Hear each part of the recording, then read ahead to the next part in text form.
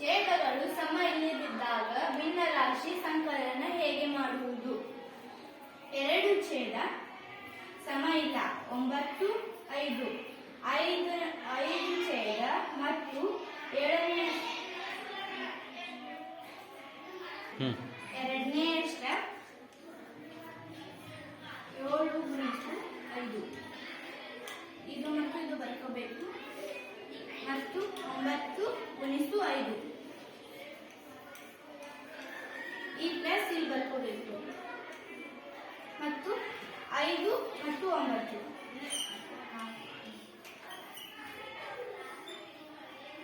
ಮತ್ತು 5 ಗುಣಿಸು 9. ಮೂರನೇ ಸ್ಟೆಪ್ 7, 35 ಬರೆಯಬೇಕು ಮತ್ತು 9, 45 ಈ ಪ್ಲಸ್ ಇಲ್ಲಿ ಬರೀಬೇಕು. 4, 36, 5, 45. ಈಗ ಛೇದ ಸಮ ಇದೆ. ನಾಲ್ಕನೇ ಸ್ಟೆಪ್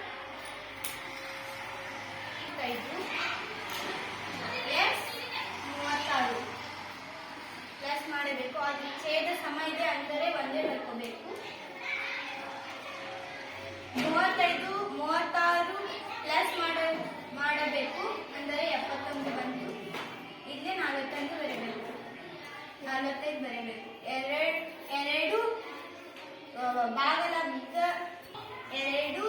ಭಾಗಲಬ್ಧದ ಅಂಶ ಮತ್ತು ಛೇದ ಒಂದೇ ಮಧ್ಯೆಯಲ್ಲಿ ಹೋದ್ರೆ ಭಾಗಿಸ್ಬೇಕು, ಇಲ್ಲಾಂದ್ರೆ ಅಷ್ಟೇ ಬಿಡಬೇಕು. ಈ ಲೆಕ್ಕ ಇಲ್ಲಿಗೆ ಮುಗಿತು.